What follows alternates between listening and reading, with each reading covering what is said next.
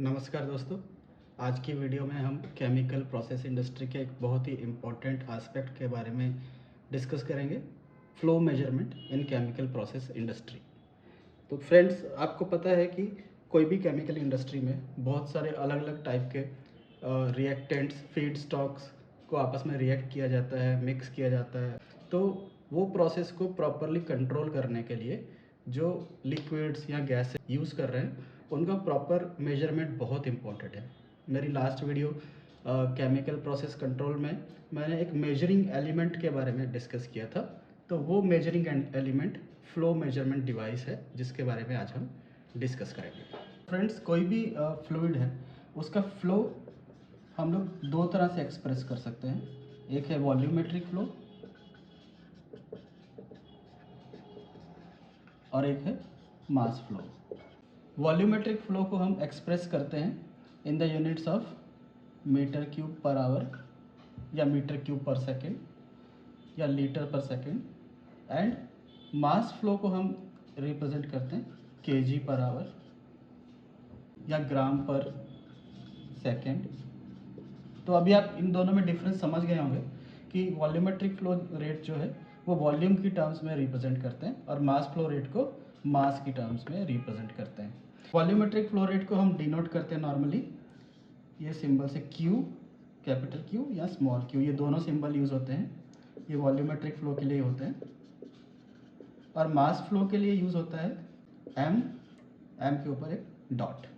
तो ये सिंबल मास flow rate को रिप्रेजेंट करने के लिए यूज़ करते हैं। एक जनरल कोरिलेशन है कि अगर आपको एक फ्लो मालूम है, सपोज वॉल्यूमेट्रिक फ्लो रेट मालूम है, तो आप मास फ्लो रेट निकाल सकते हो। और अगर आपको मास फ्लो रेट मालूम है तो आप वॉल्यूमेट्रिक फ्लो रेट निकाल सकते हो। तो वो इक्वेशन है mass flow rate is equal to density multiply by volumetric flow rate. तो ये आपको हमेशा याद रखना चाहिए कि अगर आपको उस फ्लूइड की वो ऑपरेटिंग कंडीशंस पे और डेंसिटी पता है तो आप वॉल्यूमेट्रिक फ्लो रेट को मास फ्लो रेट में कन्वर्ट कर सकते हो, या वाइस वर्सा। अगर आपको मास फ्लो रेट पता है तो आप वॉल्यूमेट्रिक फ्लो रेट पता कर सकते हो। तो फ्रेंड्स, सबसे पहले हम लोग वॉल्यूमेट्रिक फ्लो रेट के बारे में डिस्कस करते हैं। नॉर्मली केमिकल प्रोसेस इंडस्ट्री में कोई भी फ्लूइड पाइपलाइंस के थ्रू फ्लो करता है। सपोज एक पाइपलाइन है, इसके थ्रू वो फ्लूइड फ्लो करेगा। तो अगर मैं उस फ्लूइड की वेलोसिटी फाइंड आउट कर सकूं तो मैं इसका डायमीटर फिक्स है, पाइप का डायमीटर फिक्स है, तो मेरे को एरिया पता है, एरिया मालूम है मेरे को। अगर मैं वेलोसिटी फाइंड आउट कर सकूं तो ये दोनों को मैं मल्टीप्लाई करूंगा, वेलोसिटी मल्टीप्लाई बाय एरिया, तो ये मेरे को उसका वॉल्यूमेट्रिक फ्लो रेट दे देगा। अगर आप यूनिट्स देखोगे तो वेलोसिटी का यूनिट हो गया मीटर पर सेकेंड और एरिया का यूनिट हो गया मीटर स्क्वायर। तो फ्लो रेट का यूनिट हो जाएगा मीटर क्यूब पर सेकेंड, या इसको हम रिप्रेजेंट कर सकते हैं मीटर क्यूब पर आवर में भी रिप्रेजेंट कर सकते हैं। तो पाइपलाइन के थ्रू फ्लूइड का फ्लो रेट फाइंड आउट करने के लिए हमको फ्लूइड की वेलोसिटी फाइंड आउट करनी पड़ेगी और फिर उस वेलोसिटी को एरिया से मल्टीप्लाई करके फ्लो रेट फाइंड आउट कर सकते हैं। तो फ्रेंड्स, वेलोसिटी फाइंड आउट करने के लिए हम एक कोरिलेशन का यूज़ करते हैं जिसको बोलते हैं बर्नौलीज इक्वेशन। बर्नौलीज इक्वेशन क्या बताता है कि प्रेशर ड्रॉप और वेलोसिटी दोनों आपस में रिलेटेड हैं। तो अगर हमको वेलोसिटी फाइंड आउट करनी है तो हमको उस फ्लूइड का प्रेशर ड्रॉप फाइंड आउट करना पड़ेगा। अब अगर फ्लूइड एक पाइपलाइन में फ्लो कर रहा है और उसका कुछ भी वेलोसिटी में चेंज आएगा तो प्रेशर ड्रॉप में भी चेंज आएगा। तो कोई भी एक अगर पैरामीटर हम फाइंड आउट कर सकें, जैसे कि प्रेशर ड्रॉप, तो वो प्रेशर ड्रॉप को यूज़ करके मैं वेलोसिटी फाइंड आउट कर सकता हूँ। उसका एक इक्वेशन भी है, वो भी मैं आपके साथ शेयर करता हूँ। Flow rate of fluid is directly proportional to square root of pressure drop of the fluid. ये इक्वेशन बहुत इंपॉर्टेंट है जो कि हमेशा केमिकल प्रोसेस कैलकुलेशंस में यूज़ होता है। फ्रेंड्स, अभी volumetric flow rate find out करने के लिए मेरे को वेलोसिटी चाहिए। अब वेलोसिटी फाइंड आउट करने के लिए मेरे को प्रेशर ड्रॉप चाहिए। अब ये प्रेशर ड्रॉप मैं कहाँ से फाइंड आउट करूँ? तो प्रेशर ड्रॉप फाइंड आउट करने के लिए मेरे पास कुछ डिवाइसेस हैं जिनके बारे में अभी हम डिस्कस करेंगे। तो फ्रेंड्स, प्रेशर ड्रॉप मेजरमेंट करने के लिए ये सबसे पहले डिवाइस के बारे में हम डिस्कस करते हैं। सपोज ये एक पाइपलाइन है, पाइपलाइन का एक क्रॉस सेक्शनल एरिया है। अभी इस पाइपलाइन का क्रॉस सेक्शनल एरिया में कम कर देता हूँ d'। तो उससे होगा क्या, फ्लूइड की जो वेलोसिटी है वो यहाँ पर आके, जहाँ पर एरिया रिड्यूस हो रहा है वहाँ पर वेलोसिटी मेरी इंक्रीज हो जाएगी। यहाँ पर वेलोसिटी इंक्रीज हो जाएगी v' पे। जितनी वेलोसिटी यहाँ है उससे ज़्यादा वेलोसिटी यहाँ पर होगी, क्योंकि मेरा एरिया जो है क्रॉस सेक्शनल एरिया रिड्यूस हो गया है, a' में रिड्यूस हो गया है। वेलोसिटी बढ़ने से क्या होता है कि प्रेशर जो है वो ड्रॉप हो जाता है, प्रेशर रिड्यूस हो जाता है। अगर वेलोसिटी बढ़ेगी तो प्रेशर कम हो जाएगा। ये भी बर्नौली इक्वेशन का ही एक पार्ट है कि यहाँ पर प्रेशर सपोज P है, यहाँ पर P' है। तो अगर मैं velocity through a pipeline increase करता हूँ तो मेरा प्रेशर कम हो जाएगा। तो ये पॉइंट पे जो प्रेशर है P, this will be more than this pressure P'। तो यहाँ पर मेरा एक डिफरेंशियल प्रेशर क्रिएट हो गया है।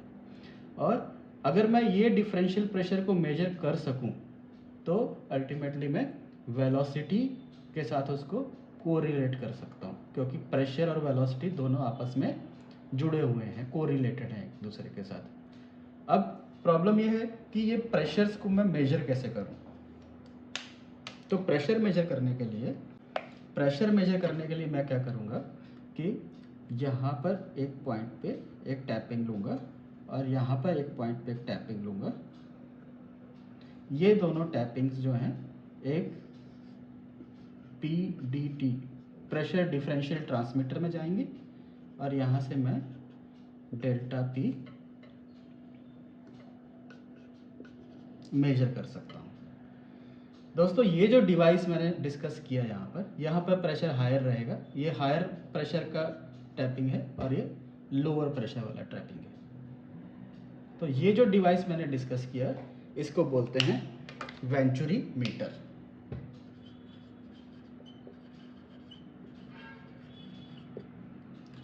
वेंचुरी मीटर में दोस्तों जब फ्लूइड फ्लो होता है तो फ्लो स्ट्रीम ऐसी आती है। यहाँ पर क्योंकि एरिया रिड्यूस हो रहा है तो उसका डायरेक्शन चेंज होता है और फिर ऐसे यहाँ से निकल जाती है वापस ऐसा।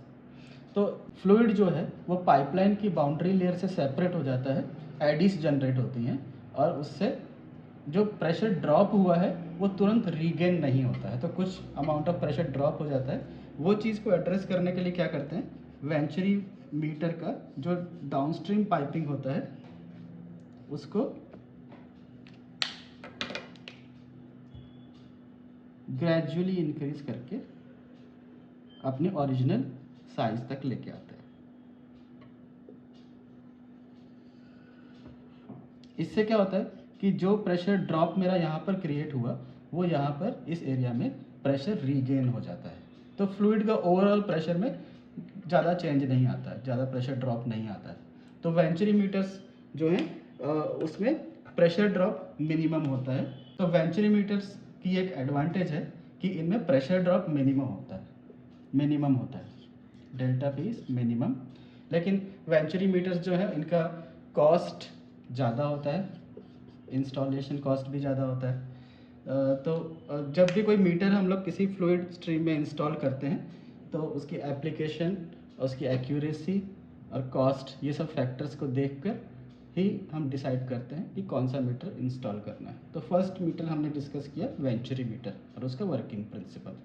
फ्रेंड्स, प्रेशर ड्रॉप मेजरमेंट करने का दूसरा तरीका यह है कि सपोज एक पाइपलाइन है, उसमें फ्लूइड फ्लो हो रहा है, तो मैं क्या करूँगा, उसमें एक प्लेट इंसर्ट करूँगा with some cross sectional area जो उसका ओपन होगा फ्लूइड के फ्लो को परमिट करने के लिए। तो सपोज यहाँ पर मैंने एक प्लेट इंसर्ट कर दी पाइपलाइन के बीच में, ये उसका ओपन एरिया है बीच का इतना। तो जब फ्लो होगा तो फ्लूइड की वेलोसिटी ये पॉइंट पे आके इंक्रीज हो जाएगी। जैसे ही वेलोसिटी इंक्रीज होगी यहाँ पर प्रेशर रिड्यूस होगा, यहाँ पर वेलोसिटी इंक्रीज होगी और प्रेशर रिड्यूस होगा, V dash P dash, suppose यहाँ पे V है और P है। तो ये एरिया में अगर मैं प्रेशर मेजर करूँ और ये एरिया में प्रेशर मेजर करूँ तो मेरे को एक डिफरेंशियल प्रेशर मिलेगा। वो डिफरेंशियल प्रेशर को मैं वेलोसिटी से कोरिलेट करूँगा और वेलोसिटी से मेरे को फ्लो रेट पता चल जाएगा। ये डिवाइस को हम लोग बोलते हैं दोस्तों ओरिफिस मीटर। ओरिफिस मीटर देखने में कैसा होता है? ओरिफिस मीटर की ये प्लेट है, ये अंदर से हॉलो एरिया है और उसके ऊपर एक टेल होती है। तो ये मेटेलिक प्लेट है, नॉर्मली एसएस की प्लेट होती है, एसएस स्टेनलेस स्टील की प्लेट होती है। ये अंदर का हॉलो एरिया है जो बोलते हैं ओरिफिस डायामीटर, ओरिफिस डाया। ये इसकी टेल है जो कि बाहर निकली रहती है पाइपलाइन से। अगर ये फ्लैंजेस हैं तो ये टेल बाहर की तरफ निकली रहेगी, जिससे आपको पता चलेगा कि इसके अंदर एक डिवाइस इंसर्ट किया हुआ है। और टेल के ऊपर मैं आपको थोड़ा और डिटेल में बताता हूँ ओरिफिस मीटर के बारे में। जैसे कि मैंने आपको बताया कि ये ओरिफिस मीटर है, ये इसकी टेल है, ये हॉलो एरिया है और ये मेटल है। जो टेल रहेगी वो पाइपलाइन से बाहर रहेगी, ये जो टेल वाला एरिया है। और इसके ऊपर कुछ आपको इन्फॉर्मेशन मिलेगी कि यहाँ पर लिखा होगा इनलेट, देन उसका रेटिंग लिखी रहेगी, देन प्रेशर रेटिंग, मतलब 150 पाउंड है कि 300 पाउंड है या 600 पाउंड की प्रेशर रेटिंग है। देन साइज़ लिखा रहेगा, मतलब उसका डायमीटर कितना है, वो 0.5 भी हो सकता है, 1 mm भी हो सकता है, depending upon pipeline diameters different हो सकते हैं। 20 mm भी हो सकता है, 50 mm भी हो सकता है। तो ये इन्फॉर्मेशन मिलेगी और उसकी मेटलर्जी के बारे में लिखा होगा, वो एसएस मेटलर्जी है, कौन सी ग्रेड का मेटलर्जी है, वो सब लिखा रहेगा। हमको फील्ड में चेक करते टाइम एक चीज़ का हमेशा ध्यान रखना चाहिए कि फ़्लो का डायरेक्शन, अगर सपोज ये फ़्लो का डायरेक्शन है तो सामने के साइड से आपको इनलेट दिखना चाहिए। ओरिफिस मीटर सामने के साइड से, जिस साइड से फ़्लो डायरेक्शन है उधर ही इनलेट होना चाहिए। ओरिफिस मीटर अगर मैं उल्टा इंस्टॉल कर दूंगा, फ़्लो डायरेक्शन से अगर उल्टा दिख रहा है इनलेट, तो उसमें मेजरमेंट में एरर आ सकते हैं। ओरिफिस प्लेट का जो डिज़ाइन होता है, अगर आप ऐसा देखोगे ओरिफिस प्लेट, तो उसको ऐसा टेपर करते हैं। ओरिफिस मीटर को टेपर इसलिए करते हैं कि जब फ्लो आया तो ओरिफिस मीटर पे प्रेशर ड्रॉप हुआ और उसके बाद यहाँ पर उसको रिकवरी करता है, प्रेशर की रिकवरी करता है। जैसे कि वेंचुरी मीटर में हमने बताया था कि उसका स्लोप ऐसा रहता है कि वो धीरे धीरे एक्सपेंडेड सेक्शन होता है आउटलेट में, जहाँ पर प्रेशर ड्रॉप की रिकवरी होती है। तो ये बहुत एक इम्पॉर्टेंट चेक पॉइंट है ओरिफिस मीटर का कि उसका डायरेक्शन प्रॉपर होना चाहिए, जिधर इनलेट है उसी साइड से फ्लो डायरेक्शन होना चाहिए। एक और इम्पॉर्टेंट चीज़ है ओरिफिस के बारे में कि जब आप ओरिफिस की टेल देखोगे तो टेल में आपको एक छोटा होल दिखेगा ऐसा। तो ये आइडेंटिफिकेशन है कि यहाँ पे एक ओरिफिस मीटर या ओरिफिस इंस्टॉल्ड है। एक तो इसकी मेटलर्जी से आपको पता चल जाएगा कि एसएस की मेटलर्जी है, और दूसरा उसमें एक छोटा होल रहेगा जो ये आइडेंटिफिकेशन के लिए यूज़ होता है कि यहाँ पे एक ओरिफिस मीटर इंस्टॉल्ड है। फ्रेंड्स, अभी हम ओरिफिस मीटर के इंस्टॉलेशन के बारे में थोड़ा डिस्कस करेंगे।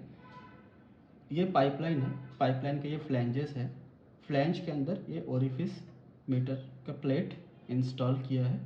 अभी आपको जैसे कि पहले भी पता है कि यहाँ पर एग्जैक्टली सेंटर पे मैक्सिमम प्रेशर ड्रॉप क्रिएट होता है।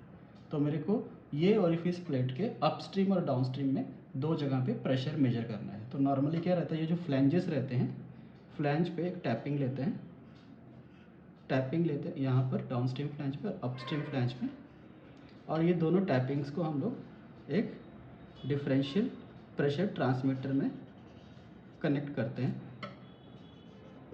जिससे हमको डिफरेंशियल प्रेशर का रीडिंग मिल जाता है और उसको हम लोग फिर वेलोसिटी के टर्म्स में या फ्लो रेट के टर्म्स में कन्वर्ट करते हैं। दूसरा एक तरीका ये है कि ये सेम टैपिंग जैसे मैंने बॉटम में लिया है, इसको मैं टॉप से भी ले सकता हूँ और उसको एक डिफरेंशियल प्रेशर ट्रांसमीटर के साथ कनेक्ट कर सकता हूँ, वो भी मेरे को रीडिंग देगा। अब ये दोनों की अलग अलग एप्लीकेशंस है। सपोज एक लिक्विड सर्विस है, लिक्विड सर्विस में मोस्टली सपोज पानी है या कोई और लिक्विड है, तो वो पाइपलाइन के बॉटम में तो फ्लो हमेशा करता है। अगर फ्लो रेट कम होगा तो ऊपर का हिस्सा पाइपलाइन का खाली हो सकता है। तो लिक्विड सर्विस के लिए हमेशा पीडीटी के टैपिंग्स जो हैं वो बॉटम पे इंस्टॉल करते हैं ताकि मेजरमेंट एक्यूरेट रहे और उसमें कुछ गैस वगैरह एंट्रैप ना हो कि उससे रीडिंग में एरर आ सकता है।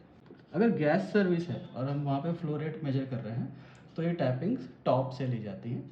अगर गैस फ्लो कर रहा है उसमें कुछ कंडेंसेशन वगैरह हो गया तो जो लिक्विड फॉर्म करेगा, अगर हमने मीटर नीचे लगाया है तो वहाँ पर जाके वो टैपिंग्स में लिक्विड जा सकता है और मेजरमेंट में एरर आएगा। तो गैस सर्विसेज में हमेशा टैपिंग्स टॉप से लेते हैं। तो ये चीज़ आपको ध्यान रखनी चाहिए कि गैस सर्विस है तो टैपिंग टॉप से और लिक्विड सर्विस है तो टैपिंग बॉटम से लेते हैं। तो फ्रेंड्स, अभी जो हमने फ्लो मेजरमेंट के लिए ओरिफिस मीटर और वेंचुरी मीटर डिस्कस किया था उसमें हमने डिफरेंस इन प्रेशर को यूज़ किया था और डिफरेंस इन प्रेशर को यूज़ करके वेलोसिटी कैलकुलेट किया और वेलोसिटी से फ्लो रेट यूज़ किया। अभी एक अलग टाइप का मीटर है जिसको रोटा मीटर बोलते हैं। रोटा मीटर में सपोज ये इनलेट फ्लो है पाइपलाइन के थ्रू और ये आउटलेट यहाँ से निकल रहा है फ्लो। तो रोटा मीटर का कंस्ट्रक्शन ऐसा होता है कि उसका एरिया इंक्रीज होता है towards downstream of the flow. तो रोटामीटर में वेरिएबल एरिया यूज़ किया जाता है। फ्लूइड फ्लो बॉटम से होगा, टॉप से निकलेगा और बीच में एक फ्लोट होगा। अभी ये जो फ्लोट है, फ्लोट के ऊपर दो टाइप के फोर्स एक्ट करेंगे। एक ग्रेविटी फोर्स एक्ट करेगा और दूसरा जो फ्लो के कारण इसके ऊपर ड्रैग फोर्स लग रहा है। जब ये दोनों फोर्स इक्वल हो जाएंगे, ड्रैग ऊपर की तरफ लगेगा और ग्रेविटी नीचे की तरफ, तो वहाँ पर रोटामीटर स्टेडी हो जाएगा। अब जिस पॉइंट पर रोटामीटर स्टेडी होगा वो पॉइंट को हम लोग कैलिब्रेट करके रखते हैं। सपोज ये यहाँ पर स्केल बना होता है रोटामीटर के ऊपर जो कि कैलिब्रेटेड रहता है डिफरेंट फ्लोज के लिए। यहाँ पे सपोज 5 ml पर मिनट, यहाँ पे 10 ml, 15 ml, 20 ml, इसलिए कैलिब्रेट रहता है। तो जैसे जैसे फ्लो इंक्रीज़ होता है ये फ्लोट का डिस्टेंस ट्रेवल्ड अपवर्ड इंक्रीज होता है और distance travelled by float is directly proportional to flow rate of the fluid. तो रोटामीटर में हमारा फ्लो और distance travel by float is directly proportional होता है। दोस्तों, अभी हम मास फ्लो मेजरमेंट के बारे में डिस्कस करते हैं। मास फ्लो मेजर करने के लिए हम जो डिवाइस यूज़ जनरली करते हैं उसको कोरियोलिस फ्लो मीटर बोलते हैं या फिर माइक्रो मोशन फ्लो मीटर भी बोलते हैं। इसका वर्किंग प्रिंसिपल ऐसा होता है कि इसमें फ्लो मीटर में दो कॉइल्स होती हैं।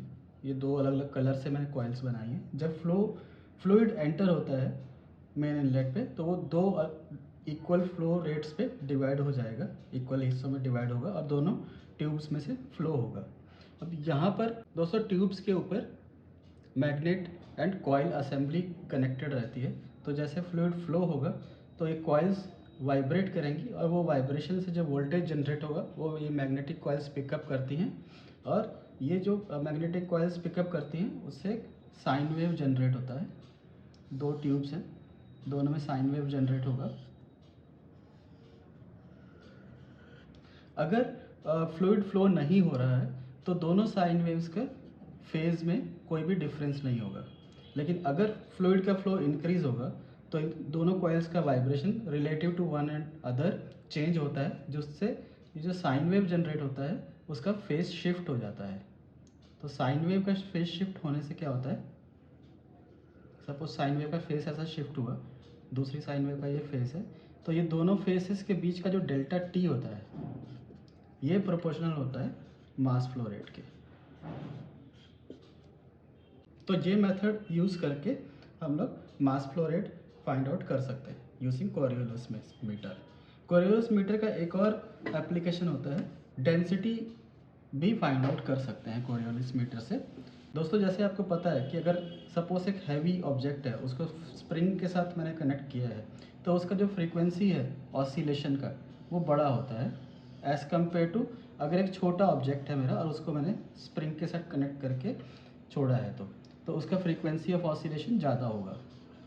तो Coriolis meter because frequency check कर पाता है ऑब्जेक्ट की या फ्लूइड की, तो हम इसका डेंसिटी कैलकुलेट करने के लिए भी या डेंसिटी मेजर करने के लिए भी यूज़ कर पाते हैं। तो कोरियोलिस मीटर में density is directly proportional to inverse of the frequency. जिस फ्लूइड में फ्रीक्वेंसी कम होगी उसकी डेंसिटी ज़्यादा होगी, और जिस फ्लूइड में फ्रीक्वेंसी ज़्यादा होगी उसकी डेंसिटी कम होगी। तो ये प्रिंसिपल यूज़ करके फ्लूइड का मास फ्लो रेट और डेंसिटी दोनों मेजर कर सकते हैं। तो दोस्तों, आज की वीडियो के बारे में आपका कोई भी क्वेश्चन है तो कमेंट सेक्शन में लिख के मेरे से ज़रूर पूछें। Thank you.